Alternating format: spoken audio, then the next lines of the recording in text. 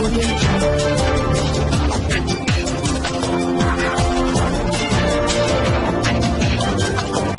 भारत, केवल खबरें और कुछ। नमस्कार, मैं हूँ अंजलि। आरपी भारत में आपका स्वागत करती हूँ। तो चले चलते हैं आज की किसी मुख्य खबर की ओर। गादी टुंडी के जंगली इलाके में स्थित है बाबा विश्वकर्मा के द्वारा निर्मित भोलेनाथ का मंदिर।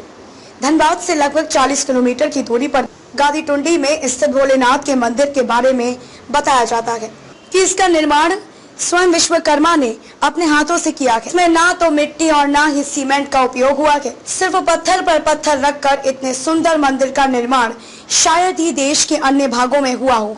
उस जमाने में पत्थर से नक्काशी करके गुंबद का निर्माण अपने आप में अद्भुत है। स्थानीय लोग बताते हैं कि जब भी गांव में अकाल पड़ता है तो लोग एकजुट होकर पास के ही शिवगंगा से जल लाकर भोले बाबा को स्नान कराते हैं और वर्षा निश्चित होती है। आश्चर्य की बात यह है कि जब लोग मिट्टी का घेरा बनाकर भोले बाबा को जल में डुबोने का प्रयास करते हैं तो असफल रहते हैं। अभी तक किसी को नहीं पता कि जल कहां चला जाता है।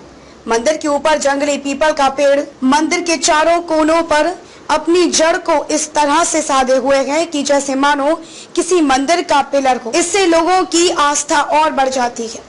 आरपी भारत से बात करते हुए वहां के पुजारी ने बताया कि उनके पूर्वज उसमें पूजा करते आए हैं और किसी को नहीं पता कि यह मंदिर कितना पुराना है। स्टेट ब्यूरो मनीष कुमार झा ने बात की मंदिर के पुजारी से। देखिए उन्होंने क्या कहा इस विशेष रिपोर्ट में। नमस्कार, आप तमाम दर्शकों का आरपी भारत में स्वागत है और मैं हूं मनीष कुमार झा। अभी मैं धनबाद के सुदूर इलाके टुंडी क्षेत्र में हूं, जहां के बारे में मुझे बताया गया कि यह शंकर जी का मंदिर आप रूप बना है, यानी स्वयं इनका रूप हुआ है। और इनके बारे में यह भी बताया जा रहा है कि साक्षात विश्वकर्मा ने ही इन्हें बनाया है। क्या ये अंधविश्वास है या किसी की तर्क है?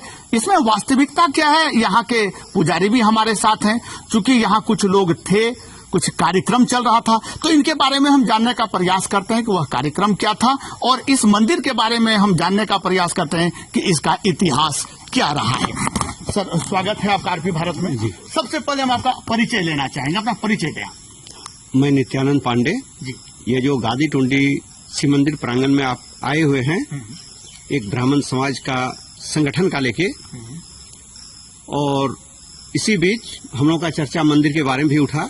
तो मंदिर के बारे में मेरा यही कहना है जी। पहले आपके बारे में आप बताएं कि आप का नाम क्या है, कहाँ? मेरा नाम नित्यानंद पांडे हुआ जी जी। और हम इस मंदिर के जो पुजारी थे मधुसूदन पांडे जी, उनके हमारे पूर्वज जी, उनके परिवार से हम बिलोंग करते हैं। आपके परिवार कितने दिनों से पूजा पाठ करते रहे हैं इस मंदिर में? लगभग कुछ ऐसा कहानी हो या अनुमान लगाया हो? मतलब मेरे विचार से जिस समय से राजा का राज चल रहा था और अंग्रेज जब देश छोड़ के गए, देश स्वतंत्र हुआ और जिस समय राजा के हाथ में पूरा बगडोर था, उसी समय से मंदिर का पुजारी में हम लोगों को नियुक्त किया गया है।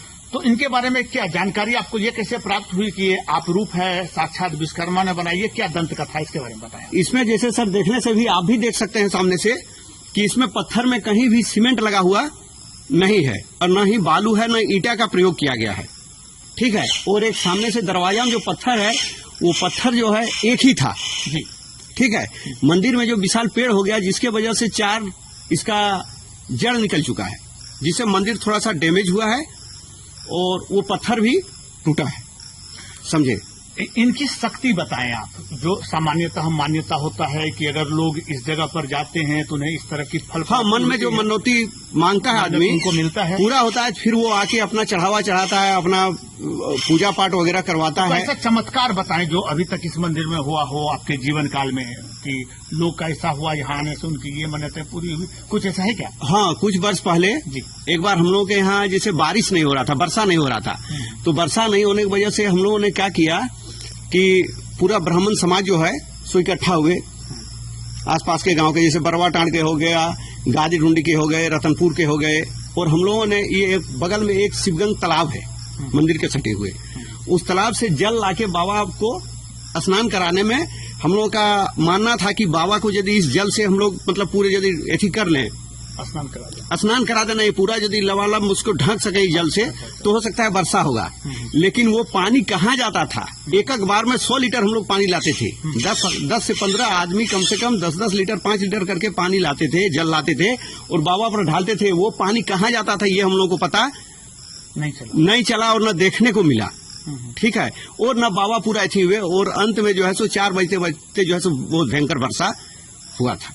अच्छा, तो आप ये बताएं सर कि ये जो मंदिर है, आप इसके पुजारी हैं, तो आपका जो व्यवस्था है, क्योंकि आर्थिक तो जरूरत है, हाँ। तो आपकी जो अर्थव्यवस्था है वो कैसे चलता है? वो बस मंदिर में जो चढ़ावा चढ़ता है बस उसी से, और कोई यहाँ हम लोगों का यहाँ जो बोलिएगा किसी तरह का एथी करना है, ट्रस्ट वगैरह वैसा कुछ नहीं करना है। इस कोरोना काल में क्योंकि जितने भी मंदिर हैं, वहाँ के जो भी पुजारी हैं, क्योंकि सरकार का ही आदेश है कि मंदिर को बंद कर दिया जाए, फिर पुजारी जाएंगे, तो फिर इस समय आपका दिनचर्या चल कैसे रहा है? ये देहात का मंदिर होने की वजह से यहाँ भीड़ काफी लगता नहीं है। हम लोग के राजा के टाइम से यहाँ का जो है सो सेवा में लगाया गया, और उसी से जो फल फूल आता है उसी से हम लोग परिवार अपना निर्वाहन करते हैं। सर, आपने समय दिया हमें, बहुत बहुत धन्यवाद। ये थे यहाँ के पुजारी जो हमें बता रहे थे। वैसे विज्ञान भी इसे मानता है कि एनर्जी, ऊर्जा हमारे शरीर में संचित है। जो ऊर्जा हम देते हैं, जो चीज हम सोचते हैं, हमें वही प्राप्त होता है। यानी अगर हम सृजन पॉजिटिव करते हैं तो निश्चित तौर पर हमें प्राप्त पॉजिटिव होता है। पत्थर पूजन हरि मिले तो मैं पूजू पहाड़, उससे तो चक्की भली जिसे पीस खाए संसार।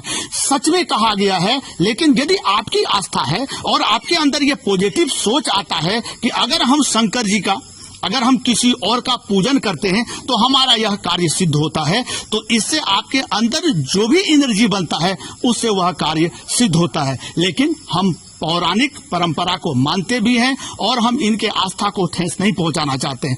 हम चाहते हैं कि इस मंदिर में लोग आए, ज्यादा से ज्यादा लोग यहाँ आए।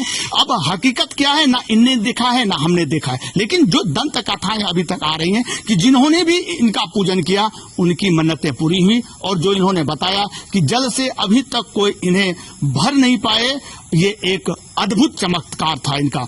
अब यह देखना होगा कि बाबा का चमत्कार सब लोगों पर ऐसे ही बनी रहे, और इस कोरोना काल में भी अगर यहाँ के पुजारी इतने स्वस्थ और सबल होकर बोल रहे हैं कि हमें किसी तरह की दिक्कत नहीं है, तो निश्चित तौर पर यह बाबा का चमत्कार की है। मनीष कुमार झा, धन्यवाद, आरपी भारत।